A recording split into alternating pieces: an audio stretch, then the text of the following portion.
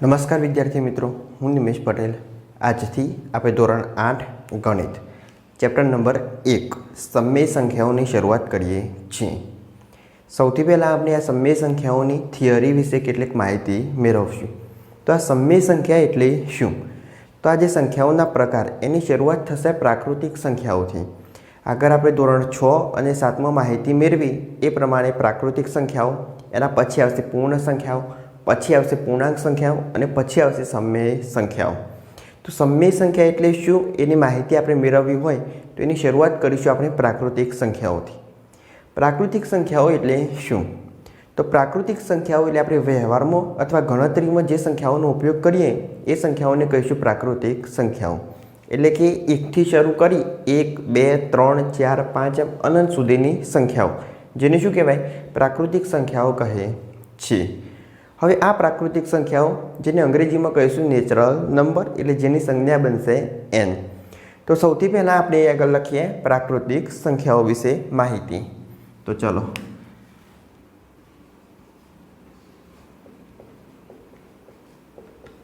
પ્રાકૃતિક સંખ્યાઓ. સૌથી પહેલાં આપણે પ્રાકૃતિક સંખ્યાઓ વિશે બેઝિક માહિતી મેળવીએ. તો પ્રાકૃતિક સંખ્યાઓની શરૂઆત થશે 1થી. 1થી લઈ અને અનંત સુધીની સંખ્યાઓ આવશે, જેને શું કહેવાય? પ્રાકૃતિક સંખ્યાઓ કહે છે. તો 1, 2, 3, 4, 5 એમ કેટલા સુધી હશે? અનંત સુધીની સંખ્યાઓ હશે. હવે પ્રાકૃતિક સંખ્યાઓને ઇંગ્લિશમાં કહીશું નેચરલ નંબર, જેટલી પ્રાકૃતિક સંખ્યાઓની સંજ્ઞા બનશે n. પ્રાકૃતિક સંખ્યાઓની સંજ્ઞા n. અંગ્રેજીમાં શું કહેવાય એને? Natural number.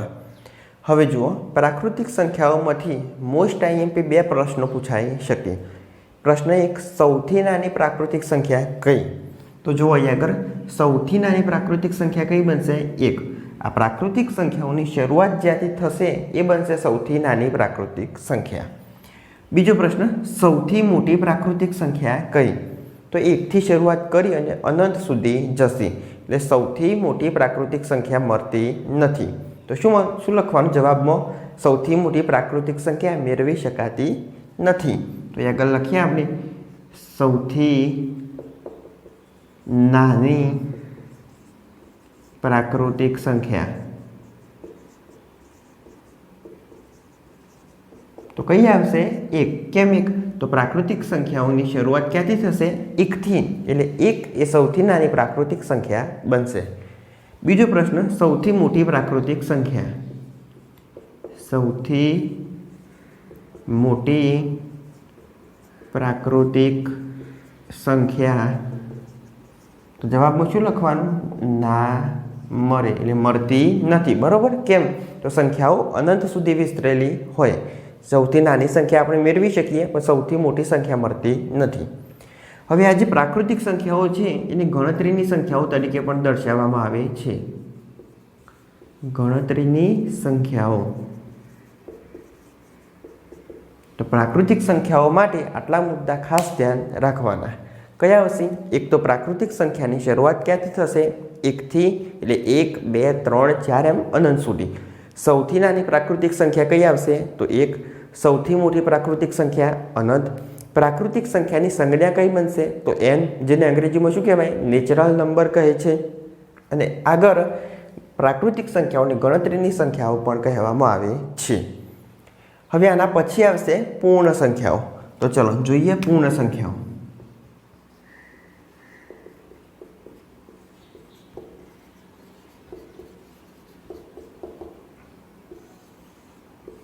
તો આપણે ઉપર ચર્ચા કરી એ પ્રમાણે પ્રાકૃતિક સંખ્યાઓની શરૂઆત થશે 1થી. 1થી અનંત સુધીની સંખ્યાઓ, જેને શું કહેવાય? પ્રાકૃતિક સંખ્યાઓ કહે છે. હવે પૂર્ણ સંખ્યામાં શું આવશે? તો એની આગળ 0 લાગી જશે, એટલે પૂર્ણ સંખ્યાઓની શરૂઆત થશે 0થી. 0થી અનંત સુધીની સંખ્યા, જેને પૂર્ણ સંખ્યા કહે છે. તો જો પૂર્ણ સંખ્યાની શરૂઆત ક્યાંથી થશે? 0થી, પછી 1, 2, 3, 4, 5 એમ કેટલા સુધી આવશે? અનંત સુધીની સંખ્યાઓ આવશે. બીજો પ્રશ્ન આવશે પૂર્ણ સંખ્યાની સંજ્ઞા જણાવો. તો પૂર્ણ સંખ્યાની સંજ્ઞા થશે W, જેને અંગ્રેજીમાં કહેવાય હોલ નંબર. પૂર્ણ સંખ્યાની સંજ્ઞા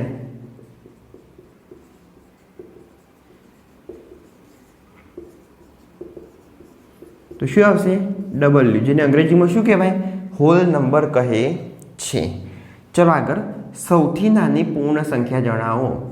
સૌથી નાની પૂર્ણ સંખ્યા. તો ચલો, પૂર્ણ સંખ્યાઓની શરૂઆત કેટલાથી થાય? 0 થી. તો સૌથી નાની પૂર્ણ સંખ્યા કઈ બનશે? 0. તો એ આગળ આવશે 0.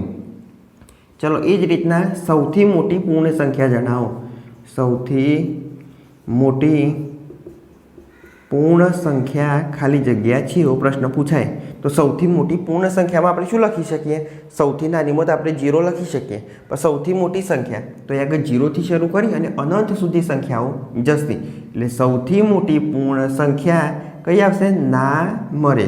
એટલે કે સૌથી મોટી પૂર્ણ સંખ્યા મેળવી શકાતી નથી. તો આ પૂર્ણ સંખ્યાઓમાં આ અલગ અલગ 4 મુદ્દા ખાસ ધ્યાન રાખવાના. પહેલાં શું આવશે? પૂર્ણ સંખ્યાની શરૂઆત 0 થી થશે. 0, 1, 2, 3, 4, 5, 6 અનંત સુધી આવશે. મુદ્દા નંબર 2, પૂર્ણ સંખ્યાની સંજ્ઞા એટલે કે W થશે, જેને અંગ્રેજીમાં કહેવાય whole number. WHOLE, whole number, જેની સંજ્ઞા શું બનશે? W. સૌથી નાની પૂર્ણ સંખ્યા કઈ આવશે? તો જ્યાંથી શરૂઆત થાય એને કહેવાય સૌથી નાની પૂર્ણ સંખ્યા. તો 0. સૌથી મોટી પૂર્ણ સંખ્યા તો 0 થી શરૂઆત કરી અને તે સંખ્યા અનંત સુધી જશે. એટલે સૌથી મોટી પૂર્ણ સંખ્યા મેળવી શકાતી નથી. એટલે શું લખવાનું? ના મળે. હવે અહીંયા આગળ એક વસ્તુ ખાસ ધ્યાન આપજો.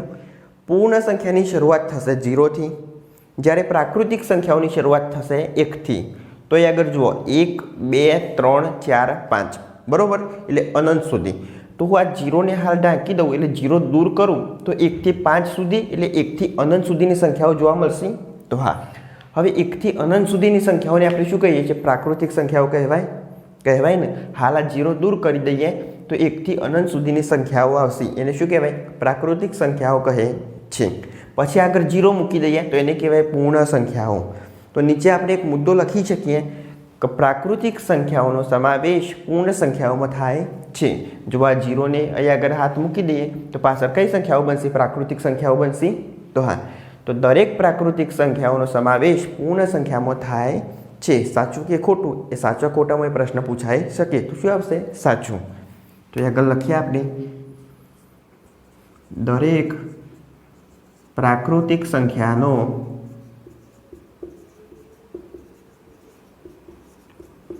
સમાવેશ પૂર્ણ સંખ્યામાં થાય છે.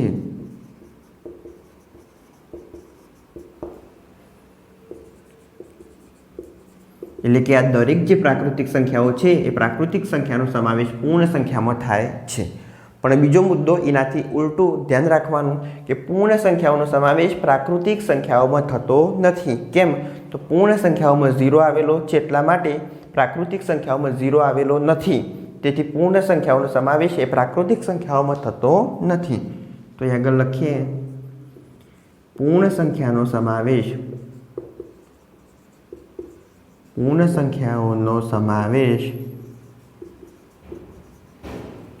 પ્રાકૃતિક સંખ્યામાં થતો નથી.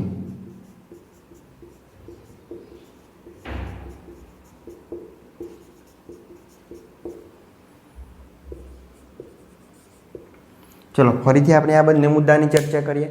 પ્રાકૃતિક સંખ્યાઓનો સમાવેશ એ પૂર્ણ સંખ્યામાં થાય છે, પણ પૂર્ણ સંખ્યાનો સમાવેશ એ પ્રાકૃતિક સંખ્યામાં થતો નથી. એનું કારણ શું? તો અહીં આગળ પૂર્ણ સંખ્યાની શરૂઆત 0 થી થશે, જ્યારે પ્રાકૃતિક સંખ્યાઓની શરૂઆત કેટલાથી થશે? 1 થી થાય છે.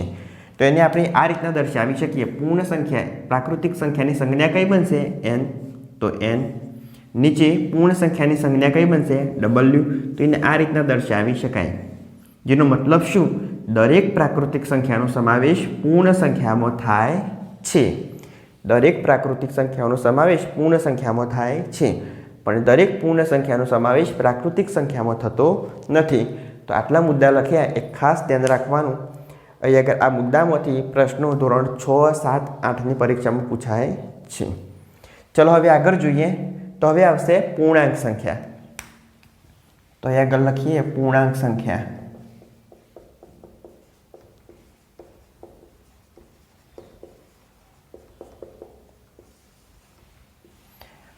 આગળ આપણે ચર્ચા કરીએ એ પ્રમાણે પ્રાકૃતિક સંખ્યાઓની શરૂઆત 1થી થશે, પૂર્ણ સંખ્યાઓની શરૂઆત 0થી થશે. હવે આવશે પૂર્ણાંક સંખ્યા. તો પૂર્ણાંક સંખ્યાઓની શરૂઆત ક્યાંથી થશે? તો પૂર્ણાંક સંખ્યાઓની શરૂઆત અને અંત બંને ભાગો મેળવી શકાતા નથી. એટલે કે પૂર્ણાંક સંખ્યાઓમાં ધન સંખ્યાઓ, ઋણ સંખ્યાઓ અને 0નો સમાવેશ થાય છે.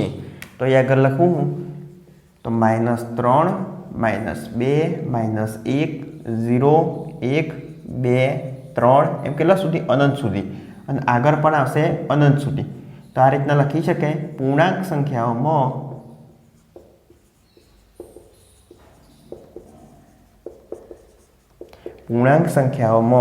ધન, ઋણ અને શૂન્યનો સમાવેશ થાય છે.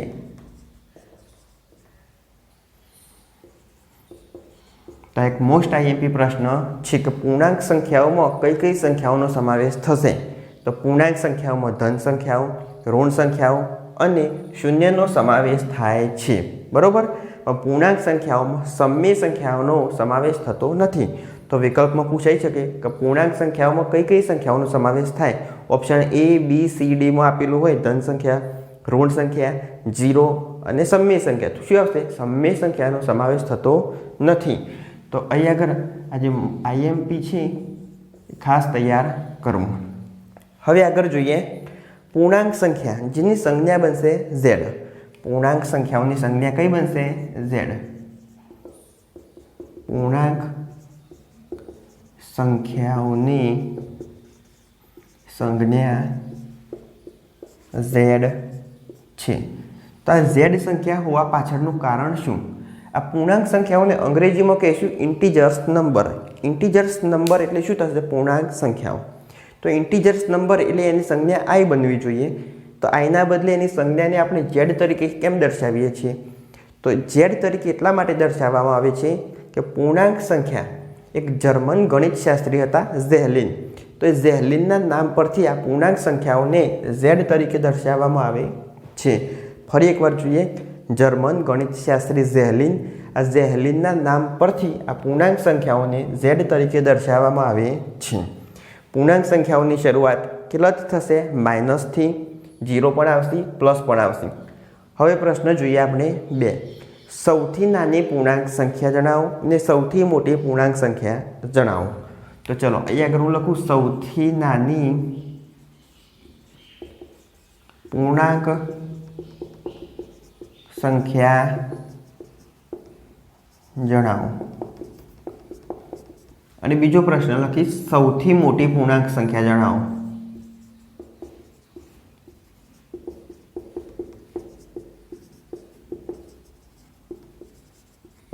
તો ચલો આ સૌથી નાની પૂર્ણાંક સંખ્યા મેળવી શકાય. પૂર્ણાંક સંખ્યામાં વચ્ચે કઈ સંખ્યા આવશે? તો આવશે 0. પછી ડાબી બાજુ આગળ જશે -1, -2, -3, -4, -5 અનંત સુધી જશે. એટલે કે સૌથી નાની સંખ્યા મેળવી શકાતી નથી. એટલે પૂર્ણાંક સંખ્યાઓમાં સૌથી નાની પૂર્ણાંક સંખ્યા જણાવો એમાં શું આવશે? ના મળે. એટલે કે સંખ્યા નાનીમાં પણ અનંત સુધી આવશે અને સૌથી મોટી પૂર્ણાંક સંખ્યા જણાવો તો એમાં પણ કેટલે સુધી આવશે? અનંત સુધી. એટલે કે સૌથી મોટી સંખ્યા 0, 1, 2, 3 4 શરૂ કરી અનંત સુધી જશે. એટલે સૌથી મોટી સંખ્યા પણ મળતી નથી. એટલે શું લખવાનું? ના મળે. હવે એને જો સંખ્યા રેખાની મદદથી સમજવું હોય તો આપણે સમજીએ. આ રીતના હું દોરું સંખ્યા રેખા. સંખ્યા રેખા પર વચ્ચે આવશે 0, આ બાજુ 1, 2, 3, 4, 5 અને 6. કેટલા સુધી હશે? અનંત સુધી. આ બાજુ હશે -1, -2, -3, -4, -5 અને -6. આ પણ કેટલો સુધી હશે? તો અનંત સુધી. સંખ્યા રેખા ઉપર જે સંખ્યા દર્શાવી એ કઈ સંખ્યા દર્શાવી? તો પૂર્ણાંક સંખ્યાઓ દર્શાવેલી છે. સંખ્યા રેખા પર ડાબી બાજુની સંખ્યા તો ડાબી બાજુની સંખ્યા કઈ આવશે? ઋણ આવશે. જ્યારે જમણી બાજુની સંખ્યા તો કેવી આવશે? ધન આવશે. સંખ્યા રેખા પર વચ્ચે આવશે 0, ડાબી બાજુની સંખ્યા ઋણ આવશે, જમણી બાજુની ધન આવશે. તો હવે આ ઋણ સંખ્યાઓ કેટલા સુધી જશે? તો એ ના મળે, બરોબર, અનંત સુધી પથરાયેલી છે. એટલે પૂર્ણાંક સંખ્યાઓમાં સૌથી નાની સંખ્યા મેળવી શકાતી નથી, તે અનંત સુધી હોય. જ્યારે પૂર્ણાંક સંખ્યાઓમાં સૌથી મોટી સંખ્યાઓ કેટલા સુધી હોય? તો એ પણ અનંત સુધી હોય, એટલે મેળવી શકાતી નથી. તો સૌથી મોટી પૂર્ણાંક સંખ્યા જણાવો તો એ પણ શું આવશે? ના મળે. તો આ હતી પૂર્ણાંક સંખ્યાઓ વિશે કેટલીક માહિતી. હવે બીજી એક વસ્તુ ધ્યાન રાખવાની, સંખ્યા રેખા પર ડાબી બાજુથી જમણી બાજુ જઈએ એમ સંખ્યા કેવી થતી જશે? મોટી થતી જાય. દાખલા તરીકે અહીં આગળ જુઓ, -6 આપેલા છે. કઈ બાજુ? ડાબી બાજુ. ત્યાંથી જમણી બાજુ આવો તો શું આવશે? -5 આવશે. તો -6 કરતાં -5 કેવા? મોટા. -5થી આગળ આવો ડાબી બાજુથી જમણી બાજુ તો -4 આવશે. તો -5 કરતાં -4 કેવા? મોટા. પછી -4થી -3 મોટા, -2 મોટા, -1 મોટું, 0 મોટા, 1, 2, 3 એમ મોટી થતી જશે. તેના પરથી આપણે લખી શકીએ સંખ્યા રેખા પર ડાબી બાજુથી જમણી બાજુ તરફ જતા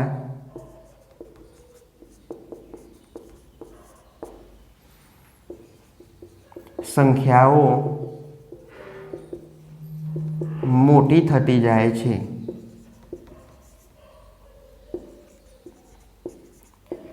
અને સંખ્યા રેખા પર જમણી બાજુથી ડાબી બાજુ જઈએ એમ સંખ્યાઓ નાની થતી જાય. તો જુઓ 6, 5, 4, 3, 2, 1, 0. 0 કરતાં નાની -1, -1 કરતાં નાની -2, -2 કરતાં નાની -3. તો સંખ્યા રેખા પર જમણી બાજુથી ડાબી બાજુ જઈએ એમ સંખ્યાઓ કેવી થશે? તો નાની થતી જાય છે. સંખ્યા રેખા પર જમણી બાજુથી ડાબી બાજુ જતો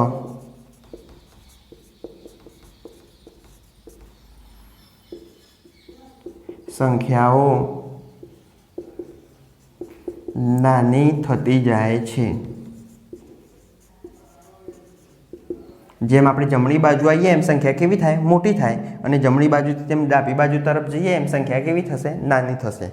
તો પ્રશ્ન એ રીતના પૂછાય, સૌથી મોટી ઋણ સંખ્યા જણાવો.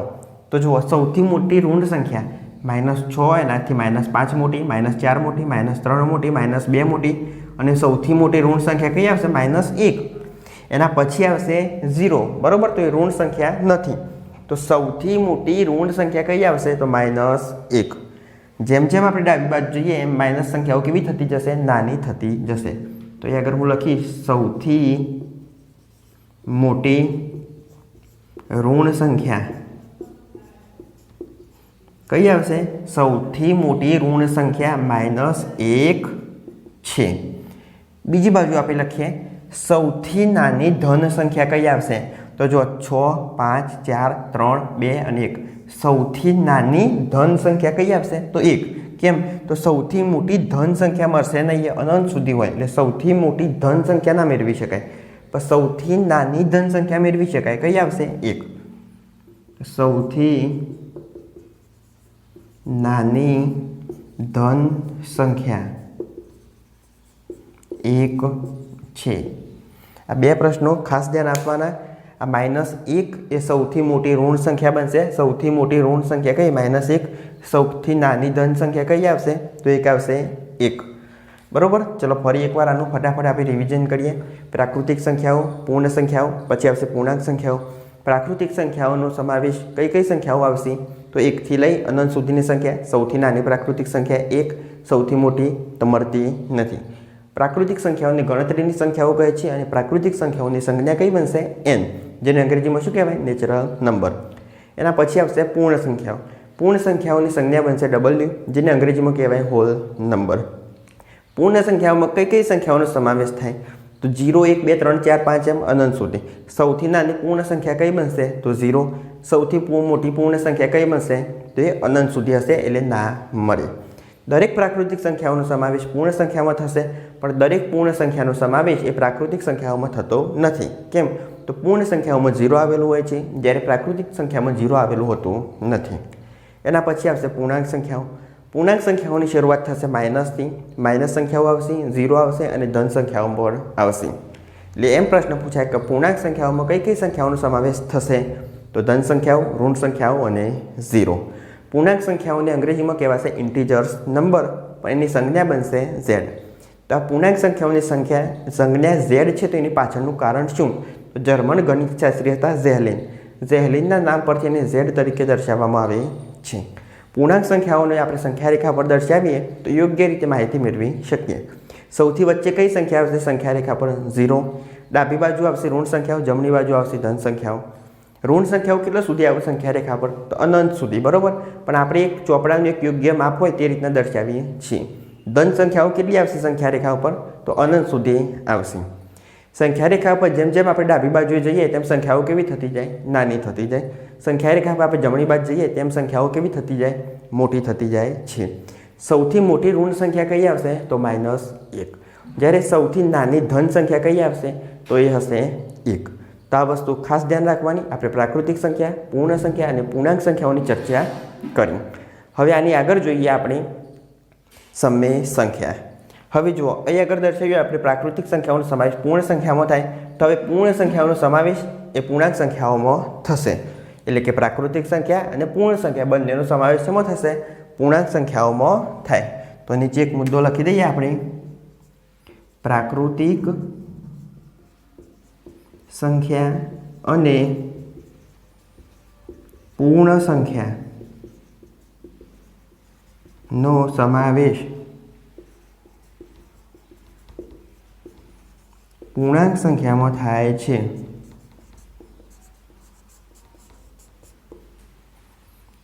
પ્રાકૃતિક સંખ્યાઓ અને પૂર્ણ સંખ્યાઓનો સમાવેશ એ પૂર્ણાંક સંખ્યાઓમાં થાય. જો પ્રાકૃતિક સંખ્યા એટલે 1 થી અનંત સુધી, પૂર્ણ સંખ્યા એટલે 0 થી અનંત સુધી, તો બધી સંખ્યાઓ આવી જાય. તો હા, તો હવે જુઓ, પ્રાકૃતિક સંખ્યાને શું કહેવાય? n. એના પછી આવશે પૂર્ણ સંખ્યા. તો પૂર્ણ સંખ્યાને શું કહેવાય? w એટલે હોલ નંબર. એના પછી આવશે પૂર્ણાંક સંખ્યા, તો એને શું કહેવાય? z. એટલે પ્રાકૃતિક સંખ્યાઓનો સમાવેશ પૂર્ણ સંખ્યામાં થાય, પૂર્ણ સંખ્યાનો સમાવેશ પૂર્ણાંક સંખ્યામાં થાય છે. હવે આગળ આપણે જોઈએ સમય સંખ્યાઓ. તો ચલો જોઈએ હવે સમય સંખ્યાઓ. ચલો જોઈએ હવે આગળ સમય સંખ્યાઓ.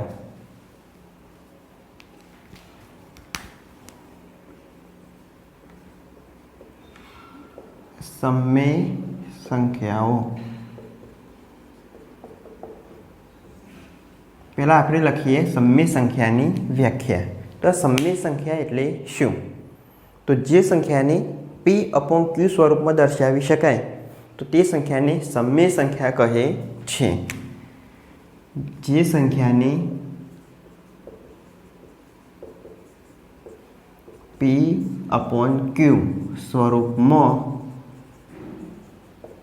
દર્શાવી શકાય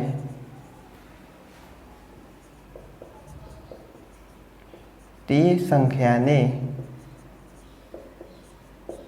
સમય સંખ્યા કહે છે.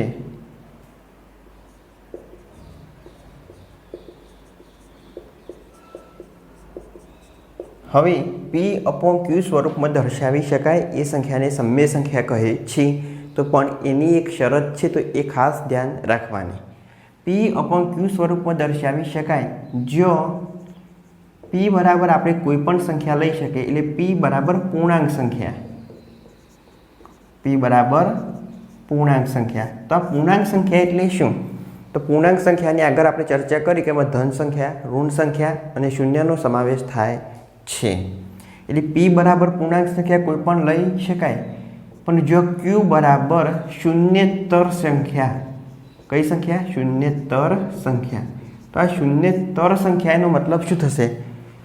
p એટલે કે પૂર્ણાંક સંખ્યા, q એટલે થશે શૂન્યેતર સંખ્યા. એટલે આપણે આ રીતના લખીએ p/q. શૂન્યેતરનો મતલબ થશે શૂન્ય સિવાયની સંખ્યા. શૂન્ય સિવાયની સંખ્યા જેને કહેવાય શૂન્યેતર સંખ્યા. તો p આપણે કોઈ પણ સંખ્યા લઈ શકીએ. કોઈ પણ સંખ્યા એટલે કે ધન સંખ્યા, પછી એની જગ્યાએ હોય ઋણ સંખ્યા અથવા એની જગ્યાએ હોય શૂન્ય, તો પણ લખાય. પણ નીચે ક્યુ એ શૂન્યતર સંખ્યા એટલે શૂન્ય સિવાયની જ સંખ્યા મુકાય. કઈ સંખ્યા? શૂન્ય સિવાયની. એનું કારણ શું? તો કોઈ પણ સંખ્યાને આપણે શૂન્ય વડે ભાગાકાર કરી શકતા નથી. કોઈ સંખ્યાને આપણે શૂન્ય વડે ભાગાકાર કરી શકાય? તો ના કરી શકાય. એટલે આપણે કોઈ દિવસ ક્યુમાં શૂન્ય મૂકી શકાય નહીં. આ રીતના હું એક સંખ્યા દર્શાવું -4/5, તો આ સંખ્યા એ કઈ બનશે? તો આને એક સમમેય સંખ્યા કહી શકાય. સમમેય સંખ્યા. કેમ આને સમમેય સંખ્યા કહી શકાય? તો આને p/q સ્વરૂપમાં આપણે દર્શાવીએ એટલે શું કહેવાય? એને સમમેય સંખ્યા. જો p બરાબર શું આવશે? તો ઋણ સંખ્યા, તો ઋણ સંખ્યા. અને q બરાબર શું આવશે? શૂન્ય સિવાયની સંખ્યા. તો જો અહીં આગળ 5 આપેલી છે, શૂન્ય સિવાયની સંખ્યા છે, તો આને શું કહેવાય? સમમેય સંખ્યા કહે છે. ચલો, આ રીતના કોઈ સંખ્યા દર્શાવેલી હોય તો 3/4 ઉપર ધન સંખ્યા આપેલી છે, નીચે ધન સંખ્યા આપેલી છે, જેને p/q સ્વરૂપમાં દર્શાવી શકાય. એને શું કહેવાય? સમમેય સંખ્યા કહે છે. હવે 0/4 5/0. ચલો, આ બંને સંખ્યાઓમાંથી કઈ સંખ્યા સમમેય સંખ્યા છે અને કઈ સંખ્યા સમમેય સંખ્યા નથી એ જાતે નક્કી કરી લો. તો ચલો, અહીં આગળ જુઓ 0/4 એટલે કે p/q સ્વરૂપ. p એમાં 0 આવે તો ચાલશે, પણ q નીચે 0 હોવા જોઈએ નહીં. તો 0/4 એટલે આ શું બનશે? એક સમમેય સંખ્યા બનશે. q બરાબર 0 નથી. પણ અહીં આગળ જુઓ, નીચે q બરાબર કેટલા આપેલા છે? 0. તો 5ને 0 વડે ભાગી શકાય નહીં, એટલે આપણો જવાબ શું આવશે? આ અસમમેય સંખ્યા બનશે. તો ખાસ ધ્યાન રાખવાનું, સમમેય સંખ્યા એટલે શું અને અસમમેય સંખ્યા એટલે શું. આપણે અહીં આગળ સમમેય સંખ્યા સુધીનો જો અભ્યાસ કરવાનો આવશે તો સમમેય સંખ્યા કોને કહેવાય? તો p/q સ્વરૂપમાં તમે દર્શાવો તો q બરાબર 0 હોવા જોઈએ નહીં, તો એને શું કહેવાય? સમમેય સંખ્યા કહે છે. અહીં q બરાબર 0 આપેલા હતા એટલે આ સંખ્યા એ સમમેય સંખ્યા નથી. તો કઈ આવશે? અસમમેય. અથવા આને આ રીતના લખી શકાય, સમમેય સંખ્યા નથી. હાલ તમારે આગળ અસમમેયનો અભ્યાસ નથી આ પ્રકરણમાં, એટલે શું લખવાનું? આપેલી સંખ્યા સમમેય સંખ્યા નથી. ચલો, આ રીતના આપેલા હોય 13, એકલા 13 આપેલા છે, શું આ એક સમમેય સંખ્યા છે? હા કે ના? આ 13 આપેલા છે, એક જ સંખ્યા આપેલી છે, જે પ્રાકૃતિક પણ છે, પૂર્ણ સંખ્યા પણ છે અને પૂર્ણાંક સંખ્યા પણ છે. તો આ એક સમમેય સંખ્યા છે કે નથી એ જાતે નક્કી કરો. તો આ 13 એ સમમેય સંખ્યા છે. એની પાછળનું કારણ શું? કે કોઈ સંખ્યાની નીચે કંઈ ના હોય તો એક તો ફરજિયાત હોય જ. તમે ગમે તે સંખ્યા લખો એની નીચે શું હોય? એક તો હોય જ. એટલે આ સંખ્યા એ p/q સ્વરૂપમાં બની જશે. હા, p એટલે 13, q એટલે 1. તો આ p/q સ્વરૂપમાં બની જાય એટલે આને શું કહેવાય? સમમેય સંખ્યા કહે છે. ચલો, બીજી સંખ્યા લખું 4. શું આ 4 એ સમમેય સંખ્યા છે? તો હા, નીચે શું હોય? 1 હોય એટલે આ પણ એક સમમેય સંખ્યા બનશે. આ 0 એ એક સમમેય સંખ્યા છે. તો 0 ની નીચે શું હોય? હંમેશા 1 તો હોય જ. એટલે આ 0/1 એ પણ એક સમમેય સંખ્યા છે. ખાલી એટલું ધ્યાન રાખવાનું કે જો એ 0 એ છેદમાં હશે એટલે આ રીતના હોય, 1/0 હોય, તો આ સમમેય સંખ્યા નથી. કેમ? તો p/qમાં q એ કોઈ દિવસ 0 હોવા જોઈએ નહીં.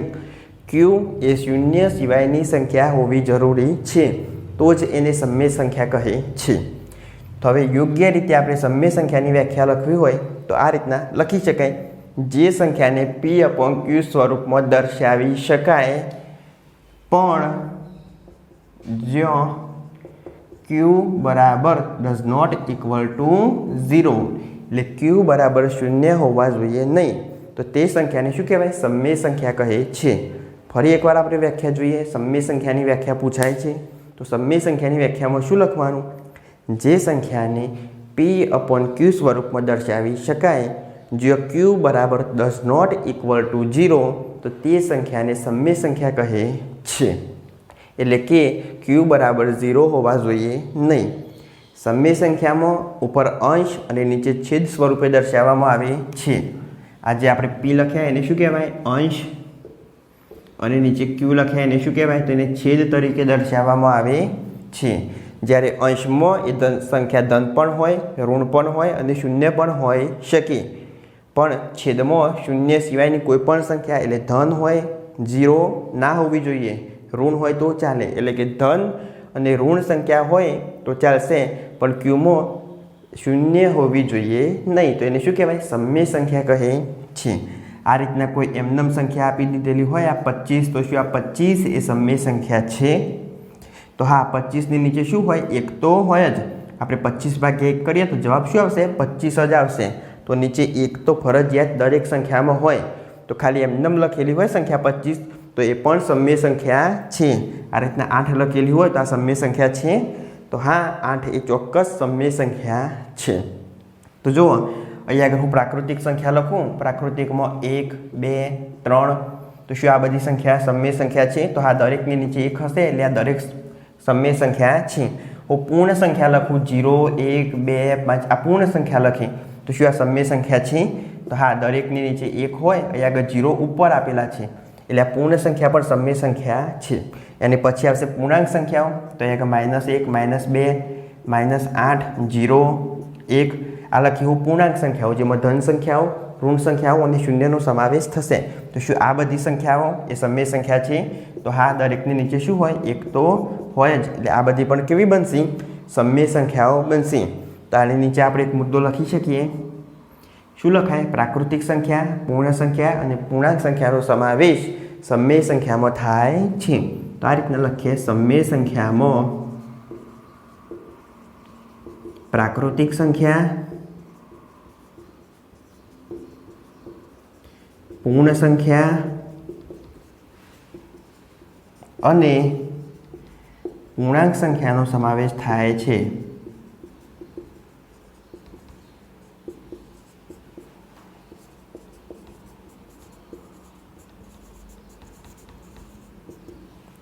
હવે જો આ સમય સંખ્યામાં પ્રાકૃતિક સંખ્યા, પૂર્ણ સંખ્યા અને પૂર્ણાંક સંખ્યાઓનો સમાવેશ થાય છે. તમે લખી શકો n એટલે પ્રાકૃતિક સંખ્યાઓ, એના પછી આવશે w એટલે પૂર્ણ સંખ્યાઓ, એની પછી આવશે ઇન્ટીજર્સ નંબર જેને શું કહેવાય? z, એના નામ પરથી z એટલે પૂર્ણાંક સંખ્યાઓ, તે પાછળ શું આવશે? s એટલે સમય સંખ્યાઓ.